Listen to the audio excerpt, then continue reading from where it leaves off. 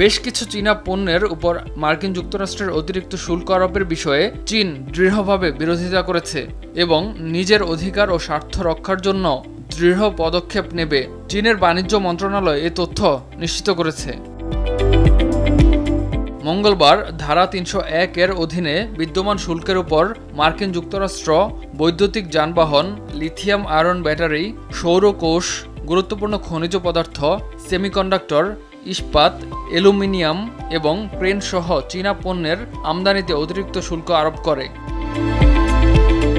চীনের বাণিজ্য মন্ত্রণালয়ের এক বিবৃতিতে বলা হয়, দেশীয় রাজনৈতিক বিষয় দ্বারা চালিত ধারা ৩০১ শুল্ক পর্যালোচনা পদ্ধতির মার্কিন অপব্যবহার এবং কিছু চীনা পণ্যের উপর অতিরিক্ত শুল্ক বৃদ্ধির কারণে চীন গভীরভাবে অসন্তুষ্ট।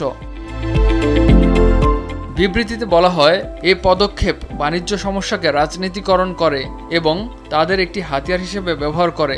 এটিকে সাধারণ রাজনৈতিক ম্যানিপুলেশন বলেও অভিহিত করা হয়। ওয়ার্ল্ড ট্রেড অর্গানাইজেশন এরই মধ্যে রায় দিয়েছে যে ধারা ৩০১ শুল্কসমূহ WTO প্রবিধান লঙ্ঘন করলেও মার্কিন পক্ষ তার অন্যায় কাজ চালিয়ে গেছে। মার্কিন শুল্ক বৃদ্ধি দুই দেশের নেতাদের মধ্যে উপনীত ঐকমত্য এবং মার্কিন প্রেসিডেন্ট জো বাইডেনের প্রতিশ্রুতির বিরুদ্ধে যায় এবং দ্বিপাক্ষিক সহযোগিতার পরিবেশকে মারাত্মকভাবে প্রভাবিত করবে।